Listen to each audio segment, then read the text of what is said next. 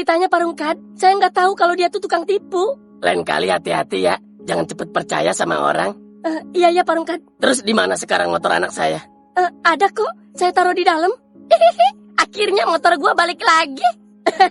Bisa ngebuburit dong Yot ntar bulan puasa. Gasken. Udah jam 12 nih. Ini nggak nyalain petasan apa kita? Lah iya, emang udah jam 12 aja. Ambil petasan Yot, kita nyalain aja bareng-bareng. Tapi itu kan dagangan Pak. Udah nggak apa-apa. Mumpung gua lagi seneng bisa ngabisin si Jael. Lagian dijual juga nggak laku-laku. Ya udah deh, Peyot ambil dulu.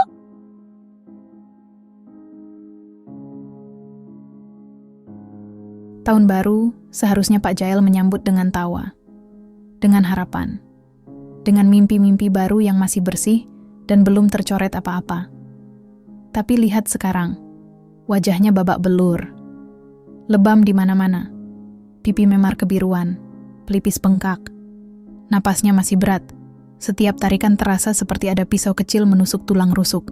Matanya aneh, marah ada, takut juga ada. Dua emosi yang katanya nggak bisa hidup barengan, tapi entah kenapa malam ini malah duduk berdampingan. Jadi begini akhirnya ceritanya. Pak Jael dikeroyok.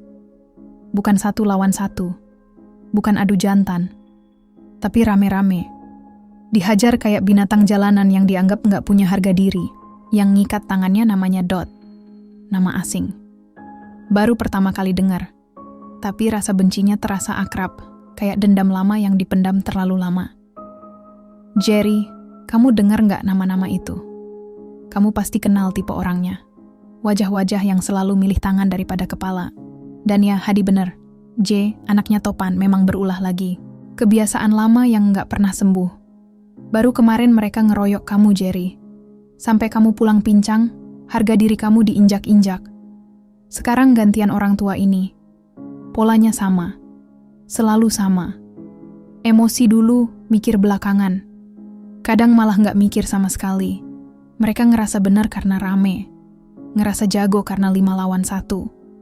Seolah jumlah bisa gantiin kebenaran. Apapun salahnya orang ini, apapun dosanya, caranya tetap itu-itu aja. Tonjok, tendang, hantam. Nggak pernah belajar kalau kekuatan itu bukan soal otot, tapi soal arah, soal kepala, soal nahan diri pas amarah datang. Dan ini nggak bisa dibiarkan.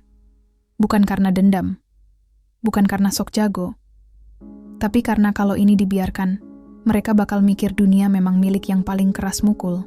Keadilan diukur dari besar kecilnya kepalan. Dari siapa yang paling dulu ayun tinju. Aku harus turun tangan. Bukan buat balas keroyok. Itu cara orang yang miskin pikiran. Bodoh. Bisa aja sebenarnya aku ambil mereka satu-satu. Bisa aja aku bikin mereka hilang. Tapi aku bukan preman kampung. Aku hidup pakai kepala, bukan emosi. Justru karena mikir, aku tahu cara yang lebih halus. Cara yang bikin mereka belajar tanpa sadar lagi dihukum. Orang-orang kayak gini biasanya ketemu karmanya pelan-pelan. Tapi pasti, mereka bakal ketabrak konsekuensi yang nggak bisa mereka tonjok, nggak bisa mereka tendang, dan nggak bisa mereka lariin. Mungkin ini waktunya. Waktu buat beresin sesuatu yang sudah lama ketunda. Cepat, rapi, tanpa ribut, tanpa jejak kotor. Kayak operasi bedah, bukan bacokan parang. Topan, kamu di luar ini. Kamu bukan target. Ini bukan perang orang tua. Ini urusan anak-anak dan lingkarannya. Biar mereka ngerasain sendiri, katanya laki sejati. Oke, kita lihat nanti, sejati atau cuman jago rame. Aku nggak mau narik nama lama. Nggak mau bawa bayangan masa lalu. Kali ini aku berdiri di sisi yang lemah. Bukan karena mereka suci. Mungkin mereka juga salah. Tapi karena mereka terlalu lama diinjak, tanpa dikasih kesempatan bicara. Kalau dunia adil, semua ini nggak perlu diatur. Tapi dunia jarang adil. Kadang memang perlu ada orang yang ngembaliin keseimbangan. Jadi timbangan waktu semuanya terlalu berat ke satu sisi. Dan nanti kalau mereka bingung, kenapa hidup gue tiba-tiba sempit? Kenapa pintu satu-satu nutup? Mereka nggak bakal pernah tahu jawabannya. Dan justru di situ seninya. Mereka nggak akan tahu siapa yang mindahin bidak di papan catur ini. Sekarang pulang dulu. Bawa Pak Jahel. Jangan bikin ribut lagi. Darahnya sudah cukup jatuh. Lebamnya sudah cukup cerita. Kita pulang, duduk, ngobrol kayak manusia. Bukan kayak anjing jalanan yang cuma bisa salak. Di rumah nanti kita beresin pelan-pelan. Mau damai, mau hukum, mau adu kepala, semua jelas. Kalau ada salah, ada bukti, negara punya aturan. Tangan bukan hakim. Kepalan bukan palu pengadilan. Tapi kalau mereka masih mau main otot, masih ngerasa kepalan lebih tinggi dari akal, ya kita hadapi dengan tenang. Dingin. Tanpa teriak. Tanpa maki. Justru itu yang paling bikin gentar. Aku nggak ngancam. Aku kasih pilihan, lihat Pak Jahel. Badannya gemetar. Bukan karena takut, tapi karena sadar. Dunia nggak seadil yang dia kira. Dia bukan malaikat, tapi jelas juga bukan binatang. Jerry, dengerin baik-baik. Dunia nggak berubah karena satu pukulan. Dunia berubah karena satu keputusan yang tepat. Balut lukanya. Dengar ceritanya utuh. Lalu kita kirim pesan.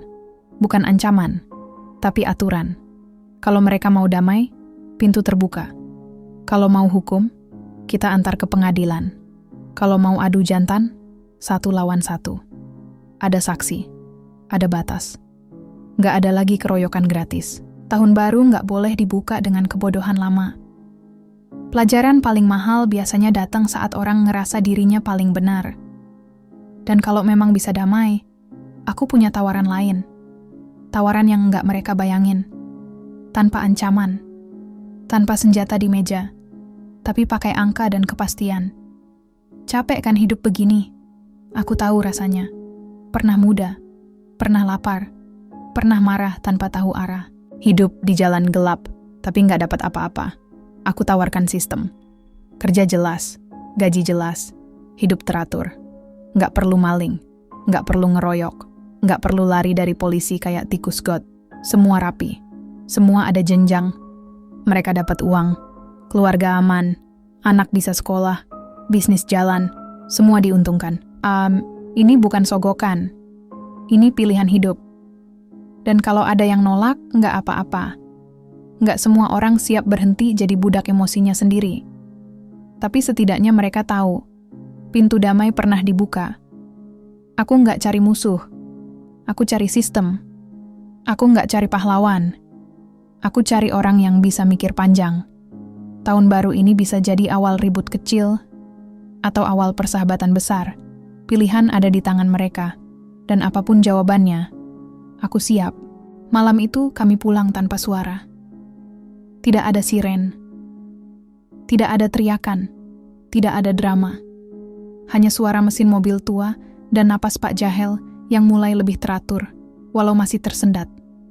Di rumah, lampu dinyalakan setengah, sengaja. Terang penuh bikin orang tegang. Terlalu gelap bikin orang curiga. Setengah terang itu pas. Jujur tapi tidak mengancam. Aku duduk di kursi kayu yang sudah lama. Kursi ini sudah dengar banyak cerita, banyak keputusan. Jerry berdiri di dekat pintu. Pak Jahel duduk pelan, seolah takut kursinya ikut memukul balik. Ceritakan dari awal, kataku. Tanpa nada tinggi, tanpa nada rendah. Biasa saja. Dan cerita itu keluar. Pelan-pelan, terputus-putus. Soal salah paham kecil, soal ucapan yang dipelintir, soal ego anak-anak yang lagi panas karena ngerasa punya wilayah, ngerasa berkuasa karena rame. Tidak ada cerita besar, tidak ada kejahatan besar, hanya kebodohan yang dibiarkan tumbuh terlalu lama.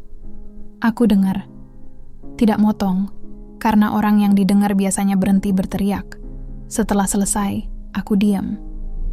Diam yang bikin orang nggak nyaman.